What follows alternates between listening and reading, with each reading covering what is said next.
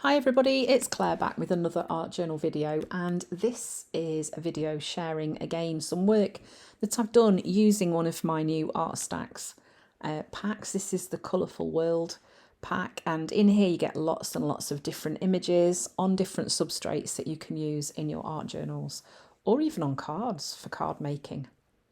So here I've used a silhouette from the old school silhouettes from Dina Wakley.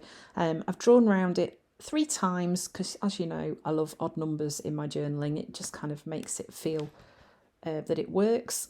And I'm just going to cut them out. I've drawn them on the back of the piece of card that's got the sort of stripy patterns on.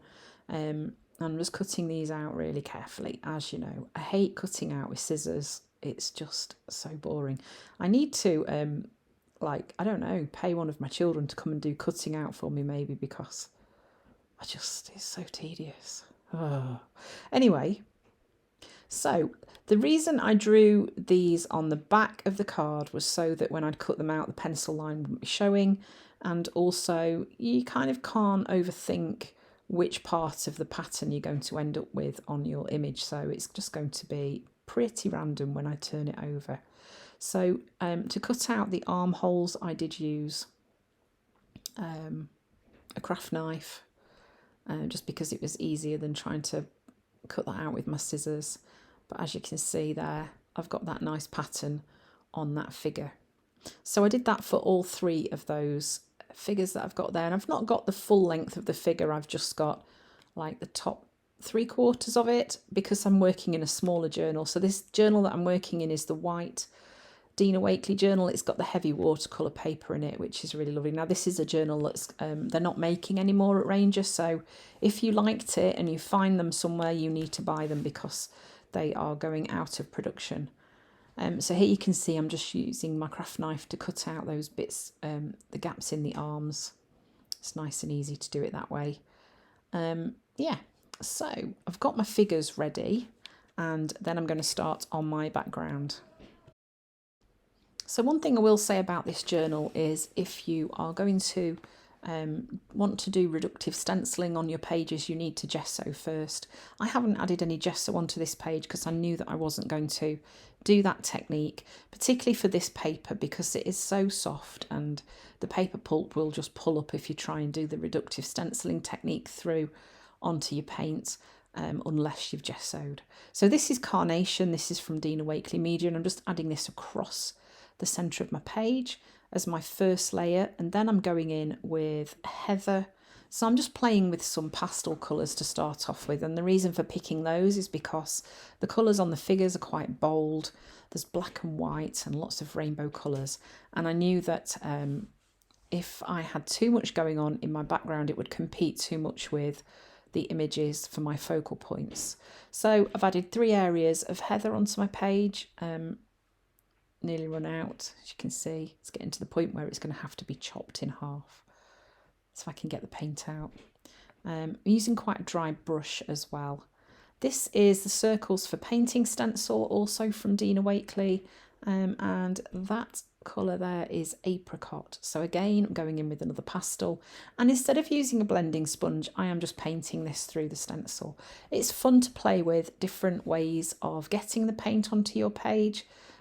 This will give a completely different look to using a blending tool or a sponge. You know, you're going to get a thicker application of your paint through the stencil. So I'm just adding some stenciling on across the page as well, to break up those colours that I've put on the background to start off with.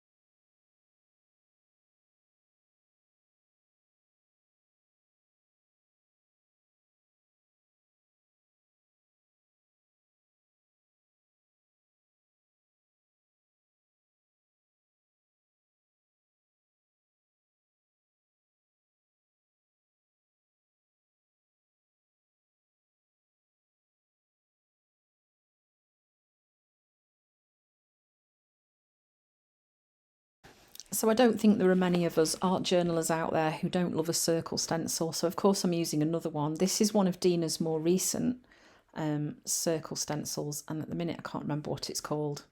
Varied, there it is, I've written it on the stencil. It's called Varied. So I'm grabbing the carnation colour that I used initially, and I'm just pulling some of that across the top of the colours that I've just added, and you can see that shows up really nicely, but it's not too bold, so it's not kind of leaping into the foreground. If anything, it's pushing those apricot circles back a little bit, which is kind of what I'm wanting to do. So here I'm just cutting the legs on these figures a bit shorter so that I can have them all at different heights. When you're using three figures like this, just to create that interest in the page, if you have them all at different heights, it kind of makes your eye wander around the page a bit more, and it's a bit more interesting than just having three figures plopped on your page that are all the same height. This is the I can't read what that, it says the stencil's called. Anyway, this is another circle stencil from Dina Wakley. Sorry, can't read what name I've written on there because it's got paint over it. And this is the permanent red violet light colour from Amsterdam Acrylic, that one of my favourite pinks. I'm just adding a little pop of colour now, just to get some more interest on that background layer before I start to think about adding those figures onto my page.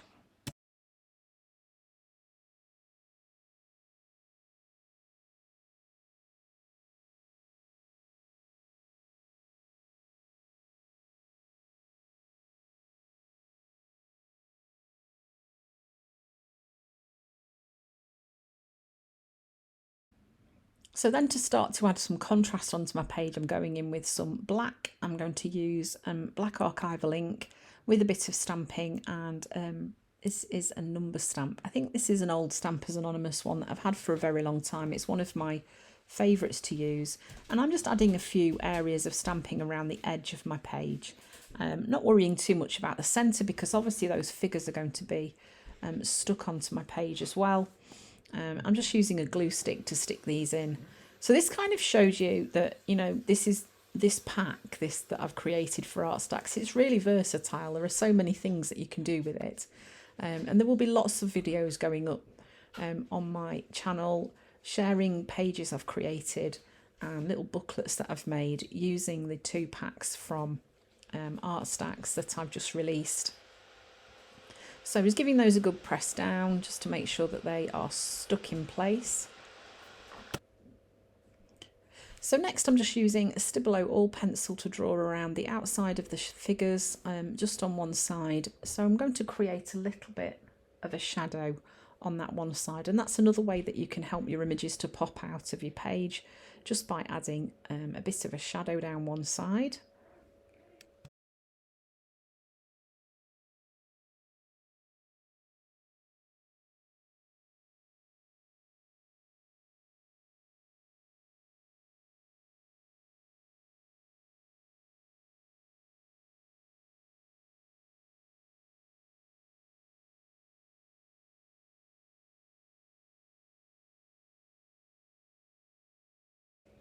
And then I am just water activating those lines using a water brush, just to soften those edges a little bit. It creates a really nice effect.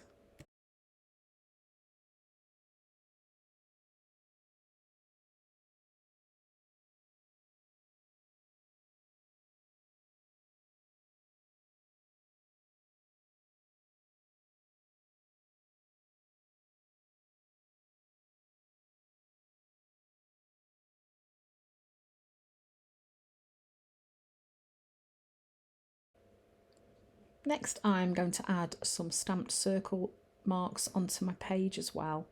I have a collection of like bits of cardboard tube and lids off things that are different shapes and sizes, and they're great for just adding little details like this to your journal page. And what these do is they just help focus your attention. You can see I've done those in a sort of triangle shape on the outside of the page, and they just help to draw your eye into the centre as well.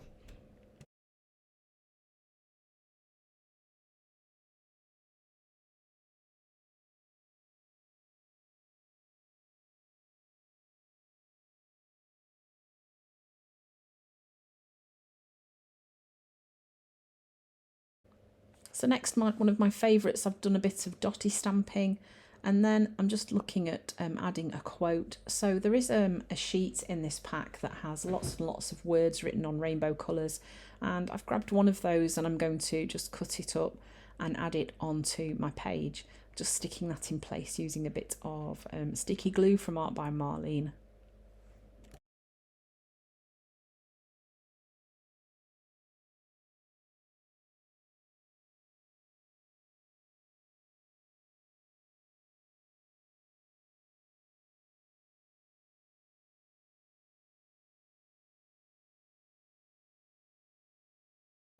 So you can see how easily this page came together. It was lots of fun to make, and using that ready-made background from the Art Stacks Colourful World pack. So thanks for watching. I hope you've enjoyed the video. Come back again to see more inspiration from these packs from Art Stacks that I've released.